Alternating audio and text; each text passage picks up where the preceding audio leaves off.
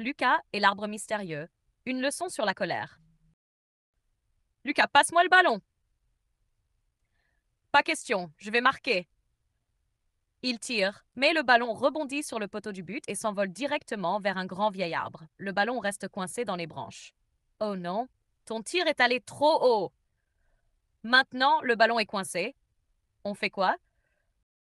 Cet arbre stupide. Pourquoi est-ce qu'il est là?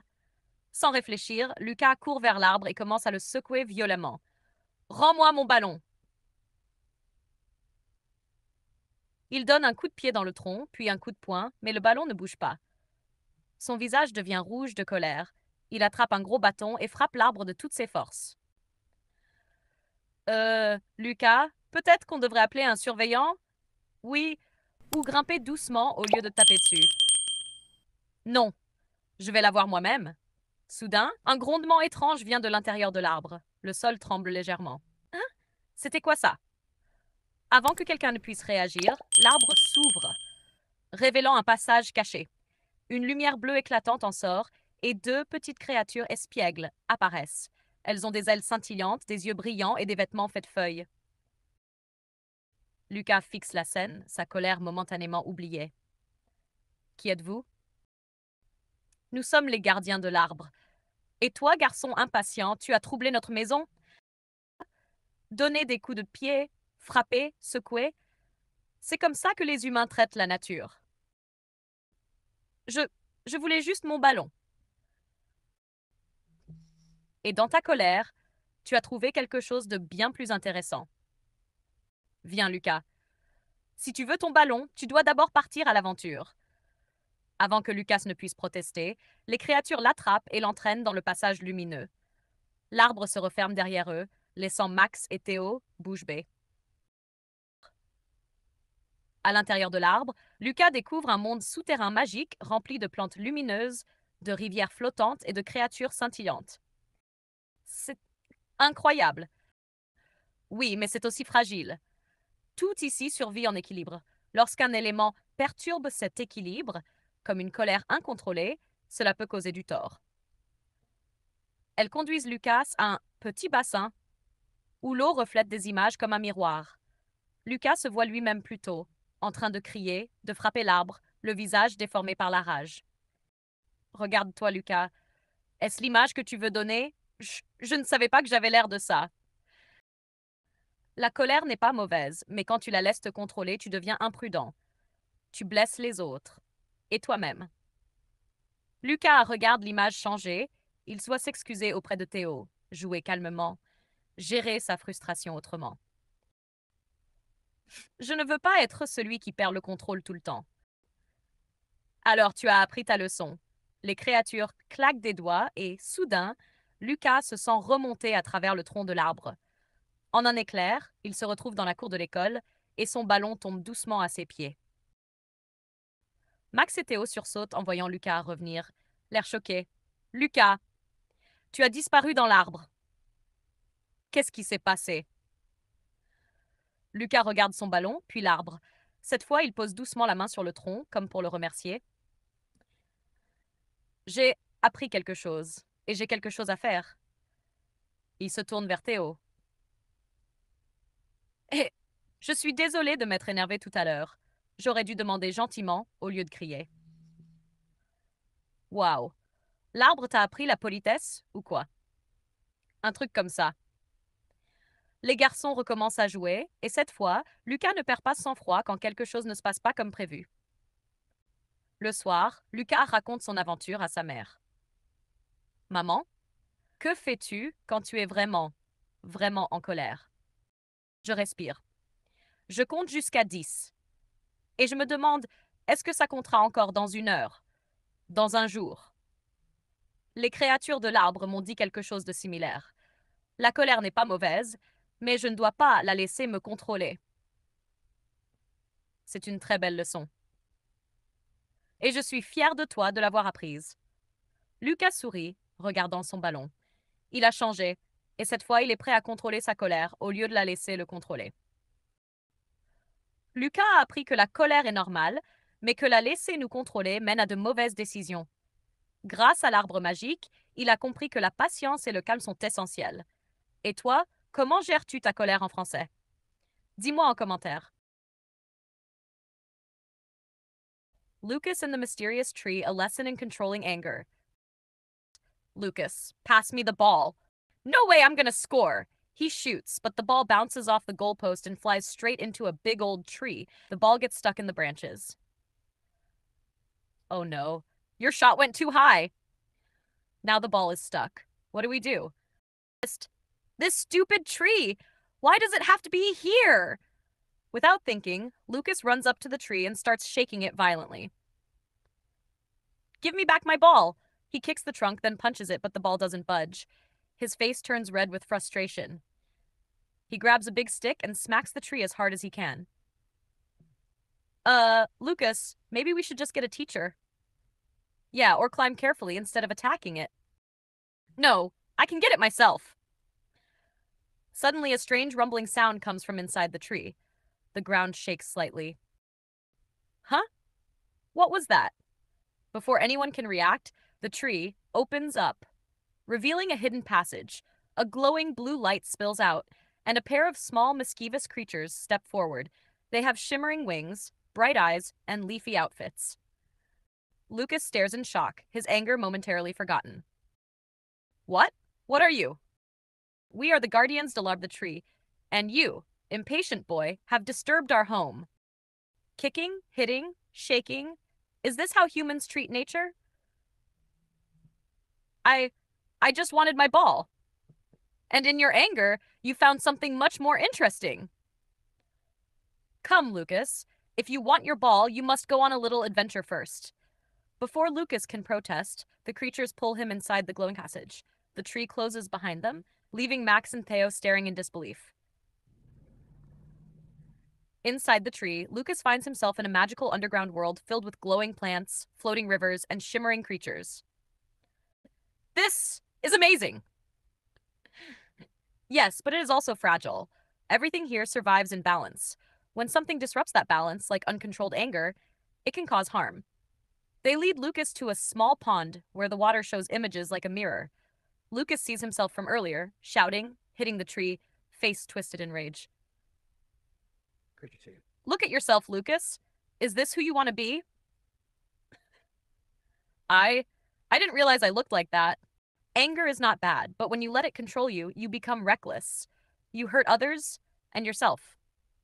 Lucas watches as the image changes, showing him apologizing to Theo, playing peacefully, handling frustration differently. I don't want to be the kid who loses control all the time. Then you have learned your lesson. The creatures snap their fingers, and suddenly, Lucas feels himself being lifted upward back through the tree trunk. In a flash, he is back in the schoolyard, with his ball landing gently at his feet. Max and Theo gasp as Lucas stumbles back, looking around in shock. Lucas, you disappeared into the tree. What happened? Lucas looks at his ball, then at the tree.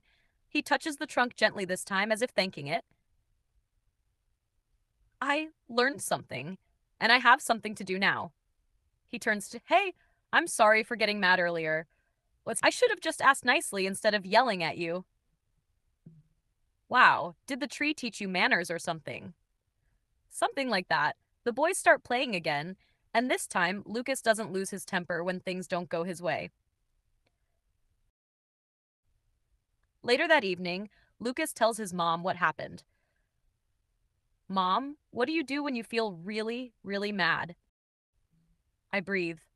I count to 10, and I ask myself, will this still matter in an hour? In a day? The tree's creatures told me something similar. Anger isn't bad, but I shouldn't let it control me. That's a very wise lesson, and I'm proud of you for learning it. Lucas smiles, looking at his ball. He has changed, and this time he is ready to control his anger instead of letting it control him. Lucas learned that anger is natural, but letting it control us can lead to bad decisions. With the help of the magical tree, he understood that patience and calmness are the keys to solving problems. And you, how do you manage your anger in French? Tell me in the comments. Lucas et l'arbre mystérieux. Une leçon sur la colère. Lucas, passe-moi le ballon. Pas question, je vais marquer. Il tire, mais le ballon rebondit sur le poteau du but et s'envole directement vers un grand vieil arbre. Le ballon reste coincé dans les branches. Oh non, ton tir est allé trop haut. Maintenant, le ballon est coincé. On fait quoi? Cet arbre stupide. Pourquoi est-ce qu'il est là? Sans réfléchir, Lucas court vers l'arbre et commence à le secouer violemment. Rends-moi mon ballon. Il donne un coup de pied dans le tronc, puis un coup de poing, mais le ballon ne bouge pas. Son visage devient rouge de colère. Il attrape un gros bâton et frappe l'arbre de toutes ses forces. Lucas, peut-être qu'on devrait appeler un surveillant? Oui, ou grimper doucement au lieu de taper dessus. Les ignorants, frappant encore l'arbre. Non, je vais l'avoir moi-même. Soudain, un grondement étrange vient de l'intérieur de l'arbre. Le sol tremble légèrement. Hein? C'était quoi ça? Avant que quelqu'un ne puisse réagir, l'arbre s'ouvre, révélant un passage caché. Une lumière bleue éclatante en sort et deux petites créatures espiègles apparaissent. Elles ont des ailes scintillantes, des yeux brillants et des vêtements faits de feuilles. Lucas fixe la scène, sa colère momentanément oubliée. Qui êtes-vous? Nous sommes les gardiens de l'arbre. Et toi, garçon impatient, tu as troublé notre maison? Donné des coups de pied, frappé, secoué. C'est comme ça que les humains traitent la nature. Je, je voulais juste mon ballon. Et dans ta colère, tu as trouvé quelque chose de bien plus intéressant. Viens, Lucas. Si tu veux ton ballon, tu dois d'abord partir à l'aventure. Avant que Lucas ne puisse protester, les créatures l'attrapent et l'entraînent dans le passage lumineux. L'arbre se referme derrière eux, laissant Max et Théo bouche bée. À l'intérieur de l'arbre, Lucas découvre un monde souterrain magique rempli de plantes lumineuses, de rivières flottantes et de créatures scintillantes. C'est incroyable. Oui, mais c'est aussi fragile. Tout ici survit en équilibre. Lorsqu'un élément perturbe cet équilibre, comme une colère incontrôlée, cela peut causer du tort. Elles conduisent Lucas à un petit bassin où l'eau reflète des images comme un miroir. Lucas se voit lui-même plus tôt, en train de crier, de frapper l'arbre, le visage déformé par la rage. Regarde-toi, Lucas. Est-ce l'image que tu veux donner? Je ne savais pas que j'avais l'air de ça. La colère n'est pas mauvaise, mais quand tu la laisses te contrôler, tu deviens imprudent. Tu blesses les autres. Et toi-même. Lucas regarde l'image changer. Il doit s'excuser auprès de Théo, jouer calmement, gérer sa frustration autrement. Je ne veux pas être celui qui perd le contrôle tout le temps. Alors tu as appris ta leçon. Les créatures claquent des doigts et, soudain, Lucas se sent remonter à travers le tronc de l'arbre. En un éclair, il se retrouve dans la cour de l'école et son ballon tombe doucement à ses pieds. Max et Théo sursautent en voyant Lucas revenir, l'air choqué. Lucas, tu as disparu dans l'arbre. Qu'est-ce qui s'est passé? Lucas regarde son ballon, puis l'arbre. Cette fois, il pose doucement la main sur le tronc, comme pour le remercier. J'ai appris quelque chose, et j'ai quelque chose à faire. Il se tourne vers Théo. Eh, je suis désolée de m'être énervée tout à l'heure. J'aurais dû demander gentiment au lieu de crier. Waouh! L'arbre t'a appris la politesse ou quoi? Un truc comme ça. Les garçons recommencent à jouer, et cette fois, Lucas ne perd pas son sang-froid quand quelque chose ne se passe pas comme prévu. Le soir, Lucas raconte son aventure à sa mère. Maman, que fais-tu quand tu es vraiment, vraiment en colère? Je respire. Je compte jusqu'à 10. Et je me demande, est-ce que ça comptera encore dans 1 heure? Dans un jour? Les créatures de l'arbre m'ont dit quelque chose de similaire. La colère n'est pas mauvaise, mais je ne dois pas la laisser me contrôler. C'est une très belle leçon. Et je suis fière de toi de l'avoir apprise. Lucas sourit, regardant son ballon. Il a changé, et cette fois il est prêt à contrôler sa colère au lieu de la laisser le contrôler. Lucas a appris que la colère est normale, mais que la laisser nous contrôler mène à de mauvaises décisions. Grâce à l'arbre magique, il a compris que la patience et le calme sont essentiels. Et toi, comment gères-tu ta colère en français? Dis-moi en commentaire.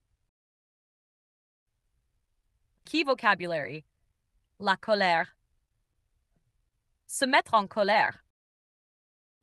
Une créature magique. Se calmer. S'excuser. Un équilibre. Contrôler ses émotions. Crier. Frapper. Un arbre.